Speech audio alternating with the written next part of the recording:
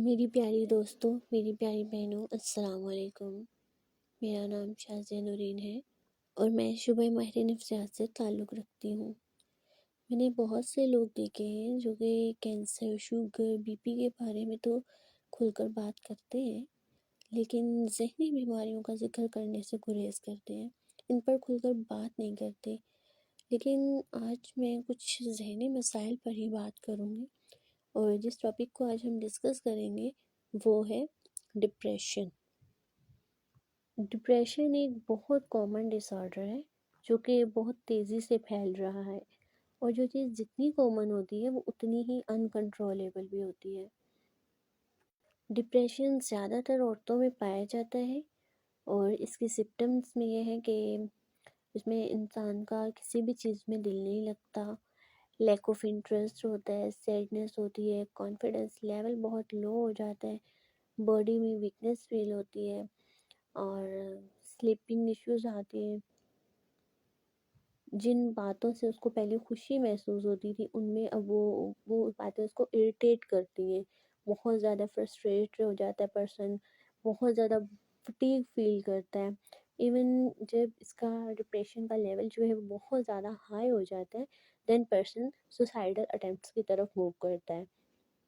Depression سے متاثر لوگوں کا کسی بھی قسم کی ایکٹیویٹی کو جوائن کرنے کو دل نہیں کرتا، ایون وہ کسی بھی پارٹی میں، کسی بھی فنکشن میں جانے کے لیے بھی ایگری نہیں ہوتے، اور ان کو اپنا فیوچر، پریزنٹ ان کا ڈسٹرب ہوتا ہی ہے نا، لیکن ان کو اپنا فیوچر بھی کافی حد تک ڈسٹرب نظر آ رہا ہوتا ہے، وہ اس سے بھی ٹوٹلی حد تک فرسٹریٹ ہوتے ہیں کہ نہیں بس اب سب کچھ ختم ہو گیا۔ ڈپریشن کی ایک وجہ تو ہمارے جینیٹیکل بھی ہو سکتا ہے کہ یہ جینیٹیکل بھی ہم میں ہو، اینڈ سیکنڈ ریزن کہ ہمارے بچپن میں جو ہم پہ پریشانیاں یا مسائل جن کو ہم نے فیس کیا ہوتا ہے وہ ہمارے مائنڈ پہ اثر کر جاتے ہیں، تو یہ سب بھی ڈپریشن کی وجہ ہو سکتے ہیں۔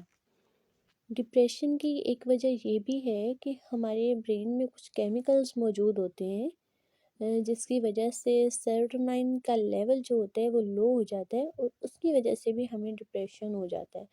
مطلب کہ ڈپریشن کی کوئی بڑی کاز نہیں ہوتی، کوئی اسپیسیفک کاز نہیں ہے، یہ ہماری لائف کے جو کامن ایشوز ہوتے ہیں، کامن پرابلمز ہوتے ہیں، ڈیلی بیسس کی پرابلمز ہوتی ہیں، ان سے بھی ہمیں ڈپریشن ہو جاتا ہے، لوگ ڈپریشن کا شکار ہو جاتے ہیں۔ اب ڈپریشن جو ہے وہ 3 ٹائپس کا ہوتا ہے، ایک مائلڈ ڈپریشن، ایک سویئر ڈپریشن، ایک ماڈریٹ ڈپریشن۔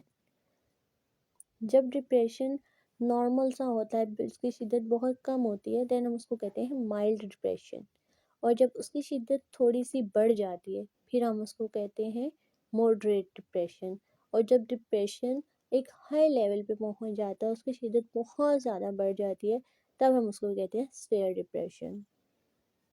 اب میں آپ کو بتاتی چلوں کہ ڈپریشن کو ڈائگنوزڈ کیسے کیا جاتا ہے۔ اس دوران ڈاکٹر کا مریض سے گفتگو کرنا اور اس کی تمام علامات اس سے پوچھنا، اس کے لیے ایک اسکیل استعمال ہوتا ہے، وہ ان اسکیلز کو یوز کرتے ہوئے اس سے اس کے اندر کی ساری جو اندر سے اس کے فیلنگز ہوتی ہیں، جو اس کی تھاٹس ہوتی ہیں، وہ سب کچھ اس کو باہر نکالتا ہے۔ مائلڈ ڈپریشن میں سائیکو تھیراپی کی جاتی ہے، جس میں سب سے مین چیز ہے کوگنیٹیو بیہیویئر تھیراپی۔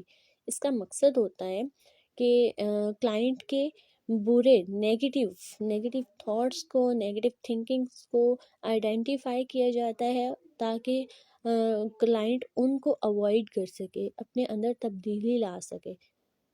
اور سائیکو تھیراپی کے ساتھ ساتھ ضروری ہے کہ آپ اپنے آپ کو ایکٹیو رکھیں۔ اگر آپ اسٹوڈنٹ ہیں تو اپنی اسٹڈی پر فوکس کریں، اگر آپ جابین ہیں تو جابس پر جائیں، فری ٹائم بکس ریڈنگ کریں، کوئی گیمز وغیرہ کھیلیں، فیملی کے ساتھ مل کے بیٹھیں، گپ شپ کریں، اپنے آپ کو زیادہ سے زیادہ بزی رکھیں۔ اب اگر ہم بات کریں اس کے علاج کی کہ ڈپریشن کا ٹریٹمنٹ کس طرح سے کیا جاتا ہے، ڈپریشن کا ٹریٹمنٹ آفٹر تھراپیز ہم میڈیسنس کے تھرو کرتے ہیں۔ اگر میڈیسنس کے تھرو بھی اس کا ٹریٹمنٹ نہیں ہو پاتا تو ہم ECT کا استعمال کرتے ہیں۔ اس کے دوران انسان کے دماغ کو بجلی بھیجی جاتی ہے جو دماغ کے ہارمونز کو ریسیٹ کر دیتی ہے، وہ ڈپریشن کی شدت کو کم کر دیتی ہے۔ میں امید کرتی ہوں میں نے آپ کو جو معلومات دی ہیں وہ آپ کے لیے کارآمد ثابت ہوں گی۔ دعاؤں میں یاد رکھیے گا۔ اللہ حافظ۔